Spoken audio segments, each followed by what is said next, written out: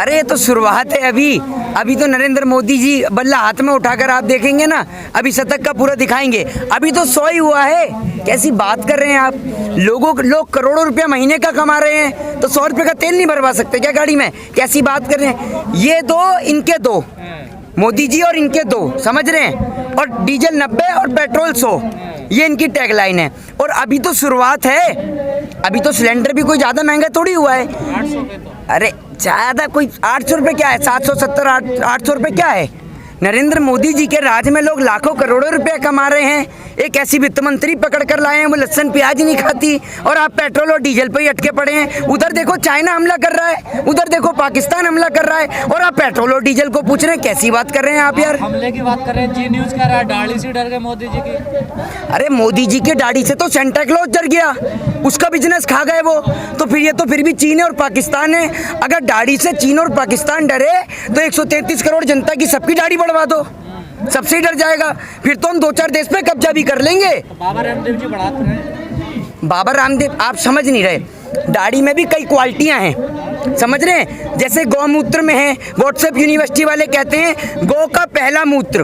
पहला मूत्र क्या होता है भाई? ये पहला मूत्र क्या होता है? गाय ने डायरी रख रखी है कि ये पहला है दिन का, ये दूसरा है, ये चौथा है, ये पांचवा है और ये आखिरी है। क्या है पहला? तो ऐसी दाढ़ी में भी क्वालिटियां हैं। बाबा रामदेव की काली है तो झांसाराम नरेंद्र मोदी जी की, ठीक है, जुमले जीवी की, रंगा बिल्ला प्रॉपर्टी डीलर वालों की सफ़ेद है। इसमें भी कई क्वालिटियां चल रही हैं। तो आप कौन सी क्वालिटी की बात कर रहे हैं ये बताइएगा। मोदी जी की कौन सी है? मोदी जी की तो सफ़ेद है। तो उसी को कह रहे हैं। हाँ, तो भैया आप नरेंद्र मोदी जी के ऊपर पीछे ही पड़े हुए हैं। देश हित में इतना बढ़िया काम कर रहे हैं, अपनी घरवालियों को छोड़ दिया उसने। घरवालियों को कह रहा हूँ, घरवालियों में तो बहुत सारी आ जाएंगी, समझ रहे हैं? उनसे एक ही नहीं संभली। सर वो तो पर्सनल लाइफ है ना उनकी, आप उन पे क्यों हमले हो? कैसे पर्सनल लाइफ है? आप तो एक बात फिर भाई बताओ, आप उस काने से जाकर क्यों नहीं पूछते? उस बाबा रामदेव से वो 1.25 आंख की आज तक 2 नहीं बना पाया, उससे आपने कभी सवाल करा है? कि आप यूं करके चौपाल लगाकर यूं बैठ जाते हैं रजत शर्मा के शो में और वहां जाके पूछते हैं बच्चों से, बच्चों आपको 35 रुपये पेट्रोल चाहिए या आपको 90 रुपये पेट्रोल चाहिए? आप किसे वोट देंगे? जो आपको 35 रुपये पेट्रोल देगा उसे देंगे या जो 90 देगा उसे देंगे? आज उस काने से पूछो कि जब तू सभी कुछ बना ही रहा है पतंजलि में, तो पेट्रोल भी बनाना शुरू कर दे। समझ रहे हैं? ऐसा है, आप नरेंद्र मोदी जी की आपकी आदत है खराब। आप उनके हाथ धो के पीछे ही पड़ गए हैं। नरेंद्र मोदी जी देश को फिट इंडिया बना रहे हैं। पेट्रोल और डीजल के दाम इतना बढ़ा देंगे कि भैया हर आदमी पैदल चलने लग जाएगा। जब आदमी पैदल चलेगा तो स्वस्थ रहेगा, फिट रहेगा, और गाड़ी हाथ में लेके एक बंदा बैठेगा तो एक धक्का लगाएगा। फिट इंडिया बनाने का काम चल रहा है नरेंद्र मोदी जी का, आप पीछे ही पड़ गए हैं। अब फिट इंडिया भी ना बनाएं क्या? मोदी जी सोशल मीडिया पे तो ये भी वायरल हो रहा है कि पेट्रोल चाहे डीजल चाहे 300 का हो जाए, मोदी जी को ही दूंगा। बिल्कुल, इसके लिए काम कर रहे हैं। मुझे ना रोटी चाहिए, ना कपड़ा चाहिए, ना मुझे शिक्षा चाहिए, ना स्वास्थ्य चाहिए, ना रोजगार चाहिए, मुझे सिर्फ मोदी चाहिए। ये इस तरीके के बहुत लोग हैं अभी देश में, आप देखते रहिए। ये कोई आपको ये लोग मिलेंगे नहीं। ये लोग पता है कौन है? ये लोग वो लोग हैं जो इनका कंप्यूटर ऑपरेट करते हैं, जिनको आप कहते हैं IT सेल। ये वो है, ये कोई आम आदमी नहीं है। आम आदमी आज सड़क पे परेशान है, देश का किसान आज सड़क पे परेशान है। और आप जिस सरकार की बात करते हैं ना, जो सरकार नारा देती है आत्मनिर्भर का, आत्मनिर्भर भारत, वो आत्मनिर्भर जिसको 3 बार गृह मंत्री जी आत्म और आत्म करते हैं, फिर भी आत्मनिर्भर नहीं बोल पाते। एक पत्रकार उनसे कहती है आत्मनिर्भर बोलना चाहते हैं क्या? वो कहते हैं हाँ। तो आप ये सुनिए, उस आत्मनिर्भर की बात करने वाले देश के गृह मंत्री स्किल डेवलपमेंट का बजट कम कर देते हैं, ठीक है? सबका साथ सबका विकास कहने वाली देश की भारतीय जनता पार्टी की सरकार अल्पसंख्यक विभाग का बजट कम कर देती है। किसानों की आय दुगनी करने वाली सरकार देश में कृषि बजट घटाने का काम कर देती है। और सबसे बड़ी बात, 8.5% कृषि बजट में कटौती की गई है।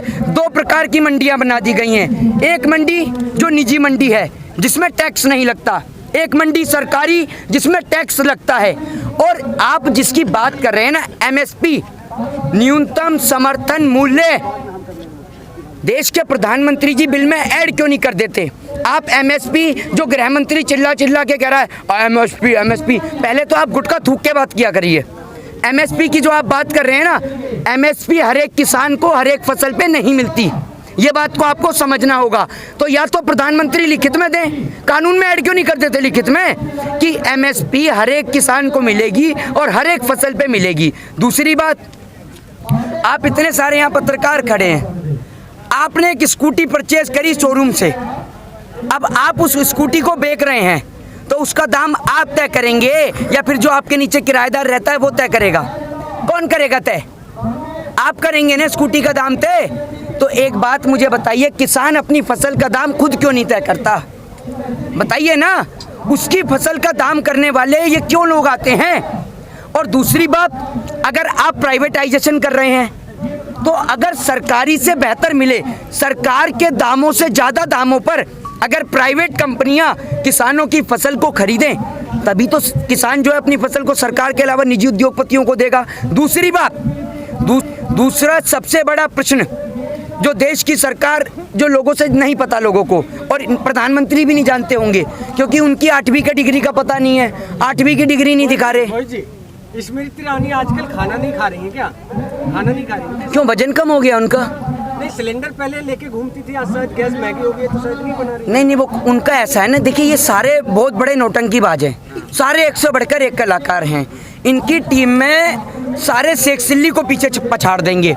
एक और प्रधानमंत्री का कार्यक्रम और दूसरी ओर शेख चिल्ली का कार्यक्रम। शेख चिल्ली के कार्यक्रम पे इतनी भीड़ नहीं होगी जितनी मोदी जी के कार्यक्रम में होगी, समझ रहे हैं आप? इनकी स्मृति ईरानी को देख लो और एक इनके काने को देख लो, 1.25 आंख वाले को, मिंटिया को, ठीक है। दूसरी ओर आप उन्हें स्मृति ईरानी को देख लो, सारे एक से बढ़कर एक कलाकार हैं। एक वित्त मंत्री कह देती हैं, वो तो शुक्र है आपने इनसे भी प्रश्न नहीं करा, योगी महाराज से मत पूछ लीजिएगा, वरना वो क्या करेगा, वो पेट्रोल का भी नाम बदल सकता है, पेट्रोल और डीजल का नाम बदल देगा देश में, लो जी हो गया सस्ता।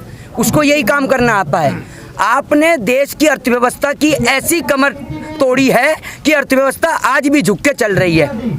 सभी देशों के अंदर पेट्रोल सस्ते दाम पर बिक रहा है, तो भारत देश में क्यों महंगे दाम पर बिक रहा है? दूसरी बात, प्रधानमंत्री को आदत है झूठ बोलने की। इनके हाथ में तो एक बड़े वाला चरखा ले लो ना 12 रील का, और ये फेंकते रहे, जनता लपेटती रहेगी, लपेटते रहो। इनका वो हाल है, इतनी लंबी लंबी फेंकते हैं कि इनको खुद समझ में नहीं आता कि कहाँ तक की फेंक दी। नोटबंदी के समय, ये मैं नहीं, प्रधानमंत्री नरेंद्र दामोदर दास मोदी जी कहते हैं कि नोटबंदी के बाद देश के अंदर 3 लाख करोड़ रुपया काले धन के स्वरूप आया। अगर 3 लाख करोड़ रुपया काले धन के स्वरूप आया तो 1 लाख करोड़ रुपया हमने जापान से उधार मेट्रो के लिए क्यों लिया? वो 3 लाख करोड़ रुपया में क्या आपने शादी ब्याह रचा दिए सबके? ये बताइए ना, कहाँ गया वो सारा पैसा? FDI आया वो तो है, FD करा दी क्या सारे नेताओं की और मंत्रियों की? बताइए ना आप मुझे, कहाँ गया वो 3 लाख करोड़ रुपया? बताइए, अब आपने निजीकरण की बात करी है, अभी सरकार पिछले साल भी लेटर एंट्री कर रही है, उसको कैसे देख रहे हैं आप? अगर निजीकरण की बात करते हैं ना, प्राइवेटाइजेशन को एक उदाहरण के तौर पर आप नहीं, पूरा देश समझ सकता है। आपके घर के सामने एक पार्क है सरकारी, उस सरकारी पार्क में आप भी जाएंगे और मैं भी जाऊंगा और एक गरीब आदमी भी जाएगा, लेकिन जब उस पार्क का प्राइवेटाइजेशन कर दिया जाएगा तो उस पार्क को अगर कोई व्यक्ति विशेष खरीद लेगा तो वो उस पार्क में सिर्फ उसे ही जाने देगा जिसकी उसको मर्जी होगी, समझ रहे हैं? वो सभी आदमियों को नहीं जाने देगा। कैसे देख रहे हैं लेटर एंट्री को, कैसे देख रहे हैं? अरे भैया, इन्हों का क्या है, आप लेटर एंट्री की बात कर रहे हैं, देश में वो ही रहेंगे, आप भी बाहर चले जाइए, बाहर का पासपोर्ट वीजा बनवा लीजिए, मेरे को तो बाहर, हमें तो जेल में डाल देंगे, हम जैसे लोगों को तो जेल में बंद करने की तैयारी में है नरेंद्र मोदी जी। आप ये देख लीजिए, जो देश में मोदी जी के खिलाफ है, समझ लो आप वो देश में ही नहीं रहेगा। हम नरेंद्र मोदी जी के विरोध में बोलते हैं तो हम खालिस्तानी हैं, पाकिस्तानी हैं, हम आतंकवादी हैं, हम टेररिस्ट हैं, लेकिन कल ही अगर मैं कच्छा डालूं ना खाकी कलर का तो मैं देशभक्त हो गया। अभी समझ लीजिए क्यों है इतना बढ़ गया है दाम, 50 रुपए गैस सिलेंडर का और तमाम चीजें, पेट्रोल डीजल, लोग बेफिक्र हैं, कब कितना और बढ़ जाएगा कि लोग जागेंगे? लोग बेफिक्र, आप फिर वही बात, अगर आप निक्कर वालों से पूछोगे तो बेफिक्र ही बताएंगे वो आपको, उनको काहे की फिक्र? अगर उनको इतनी फिक्र होती थी देश की, तो जब सारा देश अंग्रेजों से लड़ाई लड़ रहा था वो अंग्रेजों को सलाम ठोकते क्या? उन्हें फिक्र है देश की? लगता है आपको? उन्हें फिक्र इस बात की है कि वित्त मंत्री लहसुन प्याज नहीं खाती तो उसके खाने में कोई लहसुन प्याज ना दे दे। समझ रहे हैं? एक आपको एक बात बता दूं, एक दिन छत्तीसगढ़, क्योंकि हमारे देश के लोगों को भूल जाने की आदत है, हमारे देश में एक बार एक बिग बॉस के सामने छत्तीसगढ़ के कार्यक्रम में एक बंदे ने चश्मा लगा लिया था। याद होगा आप सबको, उस पुलिस ऑफिसर्स को, उस IAS ऑफिसर को सस्पेंड कर दिया गया था, उसको ड्यूटी से हटा दिया गया था।